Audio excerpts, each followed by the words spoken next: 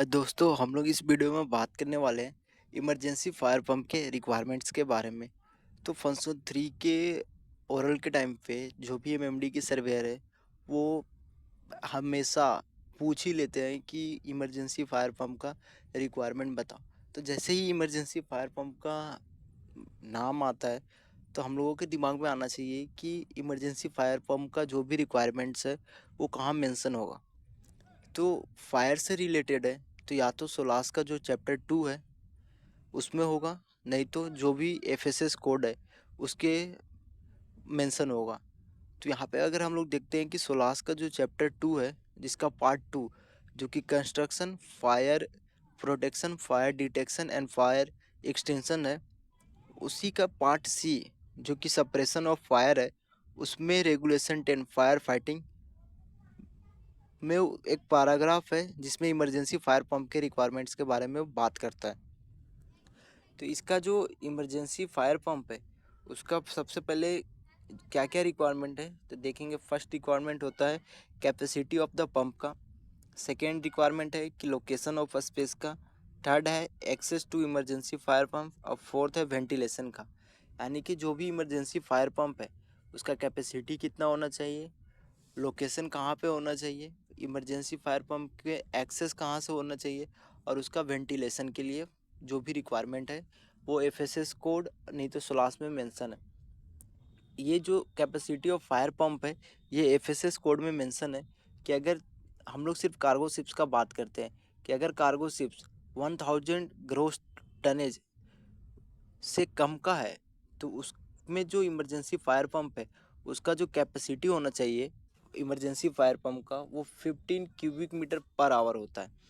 हर एक घंटे कम से कम 15 क्यूबिक मीटर का पानी वो डिस्चार्ज करना चाहिए। नेक्स्ट बोलता है कि वही कार्गो शिप्स जो कि 2000 ग्रोस टनेज या उससे ऊपर के हैं उस केस में जो फायर पंप का कैपेसिटी है वो 25 क्यूबिक मीटर पर आवर होना चाहिए। अब नेक्स्ट पॉइंट जो होता है जैसे ही हम लोग फायर पंप का कैपेसिटी का बात कर लिए तो लोकेशन के बारे में।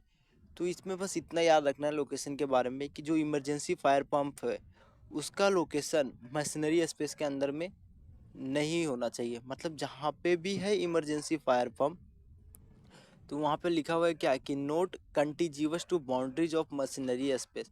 तो जो भी मशीनरी स्पेस है उसके बाउंड्री के से सटा हुआ नहीं होना चाहिए जो भी लोकेशन होगा इमरजेंसी फायर पंप का। थर्ड बोलता है एक्सेस के बारे में।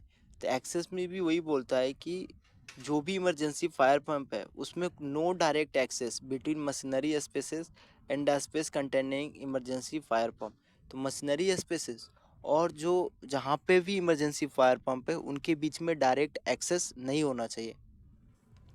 थर्ड जो नेक्स्ट पॉइंट है वेंटिलेशन के लिए जो इमरजेंसी फायर पंप का उसका यही रिक्वायरमेंट है कि अगर मशीनरी स्पेसेस से जो भी स्मोक है तो वो इंटर नहीं करना चाहिए कहाँ, इमरजेंसी फायर पंप के लोकेशन में। तो वही पॉइंट मेंशन किया है कि preclude possibility of smoke entering from the machinery spaces.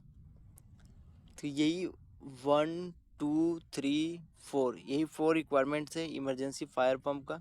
पहला हो गया कैपेसिटी के बारे में बात किया, सेकेंड बात किया उसका लोकेशन के बारे में, थर्ड है उसका एक्सेस के बारे में और फोर्थ है उसका वेंटिलेशन के बारे में। अब हम लोग आ जाते हैं फायर पंप पे कि अगर बाई चांस वो लोग अगर फायर पंप के बारे में भी हम लोगों से पूछ ले कि फायर पंप का रिक्वायरमेंट बताओ।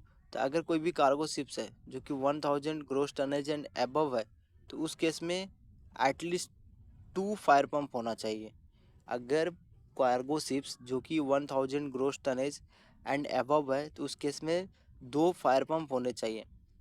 बट अगर लेस देन 1000 ग्रोस टनेज है 1000 से कम का जो भी जहाज़ है ग्रोस टनेज में तो उसमें बोलता है कि एटलीस्ट 2 पावर ड्राइवन पंप होने चाहिए, one of which shall be independently driven. तो उसमें भी 2 पंप होता है बट उनमें से एक जो होता है इंडिपेंडेंटली ड्राइवन होता है।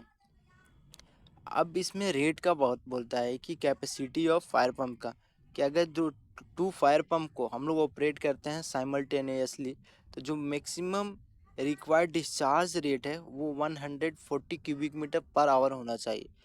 तो जब भी दोनों फायर पंप को हम लोग स्टार्ट करते हैं साइमल्टेनियसली तो 140 क्यूबिक मीटर पर आवर के रेट से वो वाटर को डिस्चार्ज करना चाहिए, उससे कम उसका रेट नहीं होना चाहिए। अब नेक्स्ट बोलता है कि वही बोलता है कि not exceeding 180 cubic metre per hour. 140 140 cubic metre per hour से कम भी नहीं होना चाहिए और 180 क्यूबिक मीटर पर आवर से ज़्यादा भी नहीं होना चाहिए फायर पंप का जो ऑपरेटिंग कैपेबिलिटी है। अब बोलता है कि minimum pressure at the hydrant. तो जब भी फायर पंप को स्टार्ट करते हैं तो फायर लाइन के थ्रू हर एक हाइड्रेंट पे जो मिनिमम प्रेशर होता है, चाहे वो हाइड्रेंट फॉरवर्ड में हो, मिडशिप पे हो, अस्टर्न एरिया में हो, शिप साइड, कहीं पे भी जो भी फायर हाइड्रेंट है वहाँ पे जो मिनिमम प्रेशर है, अगर कार्गो शिप्स है जिसका 6000 ग्रोस टनेज या उससे ऊपर के हैं, तो जो मिनिमम प्रेशर होगा to each hydrant will be 0.27 nautical newton per metre square. और नेक्स्ट क्या बोलता है कि अगर 6000 ग्रोस टनेज से कम है कार्गो शिप्स तो 0.25 न्यूटन पर मीटर स्क्वायर वो जो प्रेशर है। तो इमरजेंसी फायर पंप और फायर पंप का ये इतना ही रिक्वायरमेंट्स है।